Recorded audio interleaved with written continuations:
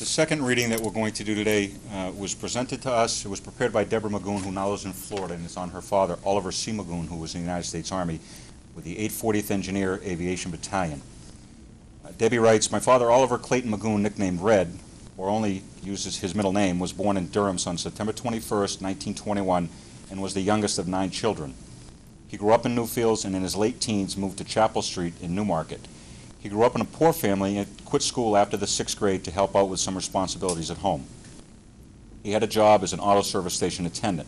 At one time he worked at what used to be a station across the street from Great Hill Terrace and now the police station, and I think the name of the garage was Priest Garage. On September 9th, 1942, he was inducted into the Army and was called to active duty on September 23rd, 1942 from Manchester, New Hampshire. His main occupation was a truck driver, and he also worked on some planes, although he would never fly. I did come close once to talk him into a short flight with me, but he changed his mind. He did fight in the Battle of the Bulge, and I know he was in Normandy, northern France, the Rhineland, Germany, England, and Central Europe.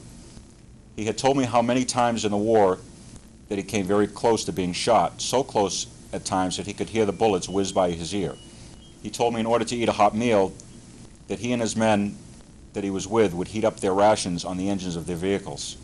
The decorations and citations that he received were the European, African, Middle Eastern Theater Campaign Ribbon, the Victory Medal, and the Good Conduct Medal. And he received his honorable discharge on November 18, 1945.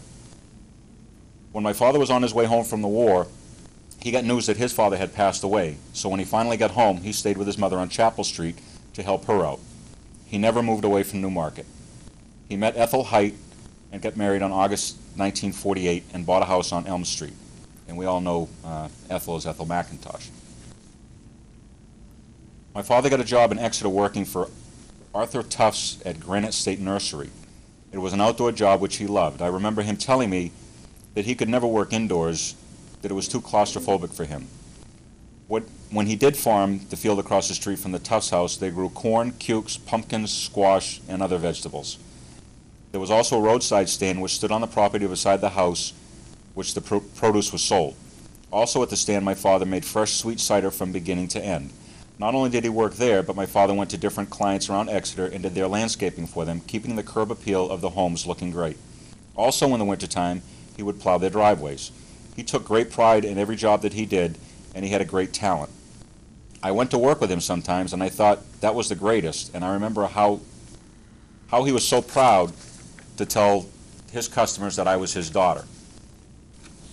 He worked there until around the early 1990s and became ill, and his doctors told him that he had to retire. That broke his spirit, and I saw him go downhill from there. During the first few years of my father and mother's marriage, they found out that Ethel, his wife, could not get pregnant and that she had to have a hysterectomy. My mother worked at Sam Smith's shoe shop on Main Street, and one day in the spring of 1957, she went home and with great excitement told my father that she knew of a baby that was in need of being adopted. They discussed it in great detail and had a chance to meet this little girl and decided to adopt her. That little girl was me. Of course, there was a process in doing so, and by the time papers were finally signed, I was 9 months old. My father said that he liked the name that I had already, and he did not want to change it. I remember my dad telling me that I cried all night, and the next day he took me for a walk, and all the neighbors on Elm Street knew there was a little girl in the house at 31 Elm Street. I grew up as an only child, and I was indeed Daddy's little girl. I had a great deal of fun growing up, and I had a lot of wonderful memories of when I was a little girl. Also, he took me to Rexall's and bought me a chocolate ice cream cone when I was 5 years old. He took me to Sawyer Mills and to the pet department and bought me a dog named Spot. He and my mother were special people. They chose me to be their daughter. There is a special place in heaven for him. As a teenager, I would rebel with everything my dad did or said. I fought him every step of the way. I did not understand or appreciate the devotion, love, and sincerity and the concerns that my father possessed. I know that I put him through a lot, but his love was unconditional. It was not until I was an adult and had my own child that I understood. I finally saw through my father's eyes. My father taught me a lot, even though at the time I did not realize it, and I only wish I could have paid more attention and learned a lot more from him. As a little girl, my dad spoiled me to the fullest, and I saw him spoil my daughter as well. When he took my daughter Laura, anywhere he went, he had that same proud look and gleam in his eye as he did with me. And in 1995, his great-grandson was born, and he had a chance to spend time with him. Again, my father proved to me that he had a heart of gold, and he never lost that pride that he carried throughout his life. In conclusion, my father fought the battle of World War II, and he won. He fought the battles of alcoholism and a battle to quit smoking, and he won. But in his senior years, he fought the battles of emphysema, cancer, and Alzheimer's and dementia, and he lost.